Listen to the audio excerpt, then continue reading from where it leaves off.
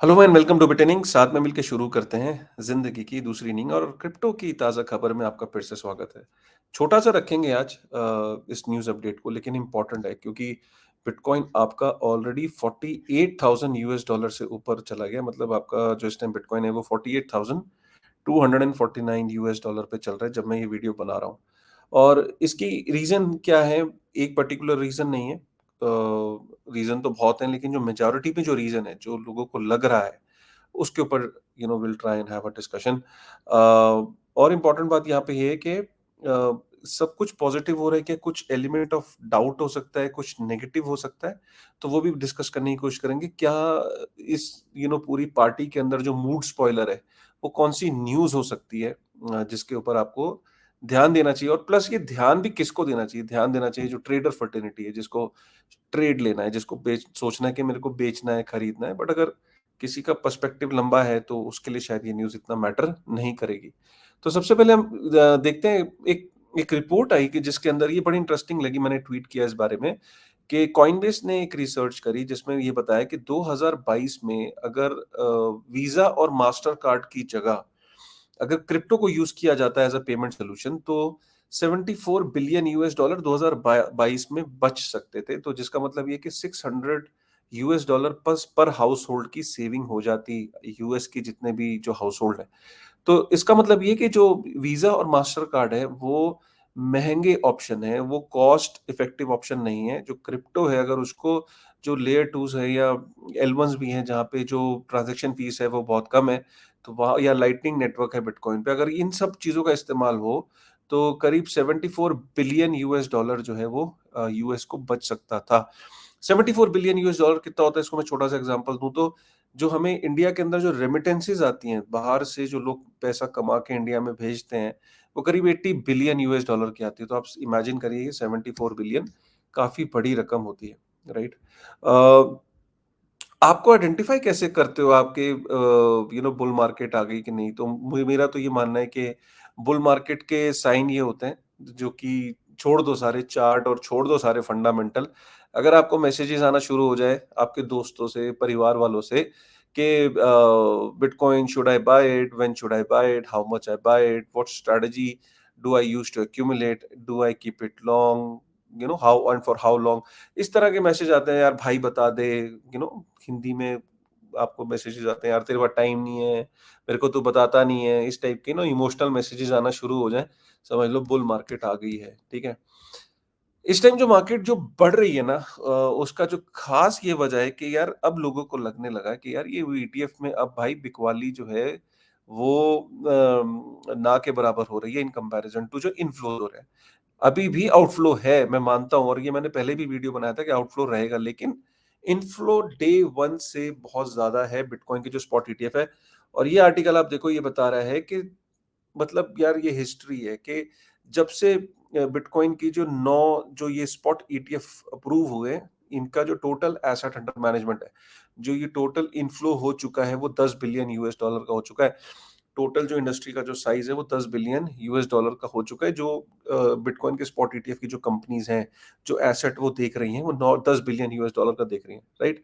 सो अब लोगों को लगने लगा कि यार ये तो यार सीरियस गेम है, ये तो मतलब हमने जो सोचा था कि बहुत बिकवाली होगी, और यहाँ पे अगर आप देखो तो 9 फरवरी का डेटा है, तो आप ये देखो, ये ब्लैक का मतलब है इनफ्लो, रेड का मतलब है आउटफ्लो, राइट? तो अगर आप ये देख देख रहे हैं कि नेट नेट में अगर हम देखें, जो इनफ्लो और आउटफ्लो का जब हम नेट देखते हैं, तो हर दिन जो है वो पॉजिटिव में है। ये ब्लैक का मतलब है कि ये फिगर्स पॉजिटिव में। जब ये रेड था, ऊपर आप देख सकते हो, तो ये रेड का मतलब है कि ये आपके आउटफ्लो ज़्यादा हो रहे थे, लेकिन अब 1, 2, 3, 4, 5, 6, 7, 8, 9, 10, 11, 11 दिन हो गए हैं, और आप इनफैक्ट ये 9 फरवरी वाला अगर देखोगे, तो 541 बिलियन यूएस डॉलर का इनफ्लो हुआ है। तो ये इनफ्लो जो है वो मैसिव तरीके से बढ़ रहा है। और अगर मैं इसको बिटकॉइन के टर्म्स में देखूँ, तो ये अगर आप देखो, तो बिटकॉइन के टर्म्स में अगर आप देखो, तो 11,387 जो है बिटकॉइन 9 तारीख को अगर आप देखो तो इनफ्लो हुए हैं, और जो आउटफ्लो है वो 1000 90 बिटकॉइन जो आउटफ्लो है। तो आप ये देख सकते हो कि अब जो ये बिटकॉइन की जो स्पॉट ईटीएफ जो ये कंपनीज़ हैं, ये बहुत बड़ी होती चली आ रही है, इतनी बड़ी होती चली आ रही है कि आप सोचो कि 2020 से लेके अब 2004 साल के अंदर, मतलब 3 चौथा तो चल रहा है, तो 3 साल, साढ़े 3 साल के अंदर जाके माइक्रो स्ट्रैटेजी ने 1,90,000 बिटकॉइन जो है उसने इकट्ठे किए, और इन्होंने कितने दिनों में कर दिए? मतलब इन्होंने जब से बिटकॉइन के स्पॉट ईटीएफ आए हैं, मतलब 15-20 दिनों के अंदर, मतलब आप सोचो 1,92,000 बिटकॉइन जो है वो क्रॉस हो चुके हैं। तो इसका मतलब जो बिटकॉइन की जो स्पॉट ईटीएफ है, वो माइक्रो स्ट्रैटेजी से ज़्यादा बिटकॉइन को होल्ड कर रही हैं। तो ये इंपॉर्टेंट डेवलपमेंट है। अब लोगों को लग रहा है यार एकदम ही, अब जब न्यूज़ आने लग गए हैं, आर्टिकल्स आने लग गए कि यार जैसा सोचा था एग्ज़ैक्टली उससे बेहतर हो रहा है। सोचा तो ये था कि ग्रे स्केल का इतना आउटफ्लो होगा और उसमें से बिकवाली बहुत होगी, 6.5 लाख बिटकॉइन के आसपास थे। पूरा का पूरा फंड खाली हो जाएगा, बट ठीक है, जिसको बेचना था उसने बेच चुका है, लेकिन इनफ्लो भी हो रहा है, तो ये बड़ा इम्पोर्टेंट चीज़ है।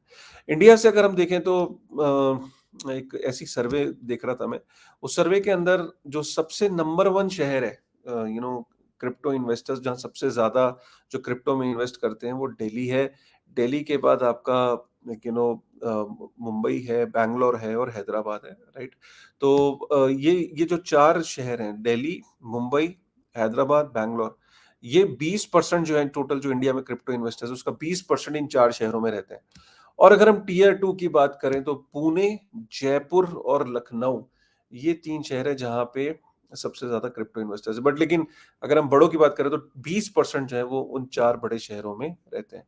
अब मैंने आपको जैसे कहा था कि यार वो डैम्पनिंग न्यूज़ कौन-सी हो सकती है? वो डैम्पनिंग न्यूज़ ना ये हो सकती है, ये जो एनर्जी के को लेके वहाँ पे के बिटकॉइन जो माइनर्स हैं यूएस में, वो बहुत सारी एनर्जी का इस्तेमाल कर रहे हैं, which is not good for America, which is not good for American household. और जो वहाँ के प्रेसिडेंट ने जो इंक्वायरी कमीशन बिठा दिया है कि आप माइनिंग का पूरा डेटा लेके आओ, सबमिट करो एंड देखो कि bitcoin mining is fruitful for America और नॉट। ये जो इन्फॉर्मेशन माँगी जा रही है, ये एक डैम्पनिंग न्यूज़ हो सकती है आने वाले टाइम में। कैसे? मैं इसको इस तरीके से समझाता हूँ। देखिए, अ अ, बिस जैसे कि चाइना के अंदर जब बिटकॉइन माइनर्स के ऊपर गाज गिरी थी, आपको याद है?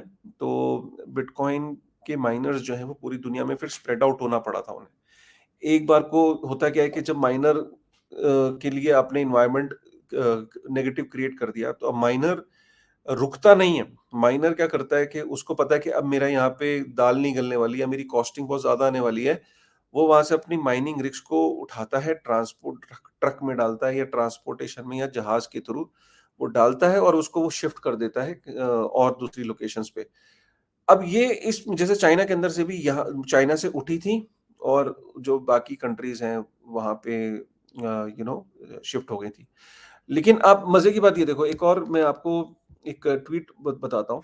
चाइना के अंदर हुआ ज़रूर था, लेकिन आई होप कि वो मैं ट्वीट थोड़ा-सा पुराना है, but I will just try and see. हाँ, ये देखिए।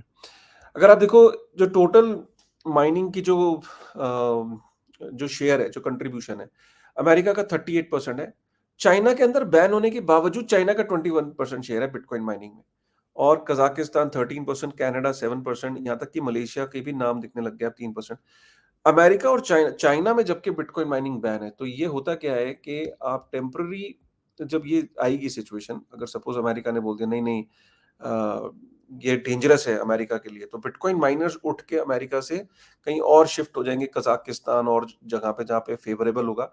लेकिन वो जितने टाइम में वो माइनिंग रिग्स बंद करेंगे और माइनिंग रिग्स को ट्रांसपोर्ट करने में जो टाइम आएगा, एक वो उस टाइम पे हमने देखा कि चाइना में भी जब बैन आया था तो मार्केट डंप हुई थी, नेगेटिव न्यूज़ आई थी। उस नेगेटिविटी की वजह से काफ़ी मार्केट के पे इम्पैक्ट पड़ा था।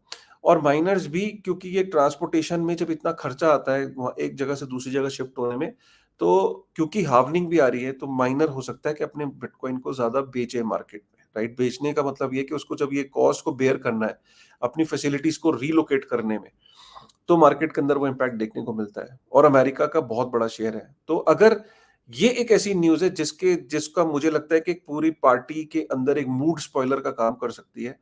अगर प्रेसिडेंट ने देखा कि यार ये माइनिंग अच्छी नहीं है अमेरिका के लिए, then probably that news can play. Otherwise market has accepted कि बिटकॉइन ईटीएफ का जैसे सोचा था उससे ज़्यादा इन्फ्लो है और उससे ज़्यादा तेज़ी से वो फंड ग्रो कर रहा है। एंड एंड ये तब हो रहा है कि जब अभी बिटकॉइन के जो ईटीएफ हैं उसकी जो अवेयरनेस है, जो एडवाइजर्स हैं, जो वहाँ ग्राउंड पे काम कर रहे हैं, they have just started, right? तो आप इमेजिन करिए कि अगर हर इंस्टीट्यूशन अपना 1% या 1.5% 2% एलोकेट अगर करेगा बिटकॉइन के स्पॉट ईटीएफ में यूएस में, तो क्या सिचुएशन बन सकती है, राइट? तो ये था बिटकॉइन की ताज़ा खबर। उम्मीद करता हूँ आपको ये खबर पसंद आई होगी। पसंद आई तो प्लीज़ एक बार लाइक करेगा, सब्सक्राइब करेगा और कमेंट करते जाइएगा। ठीक है ना? चलिए, with this thought, thank you very much.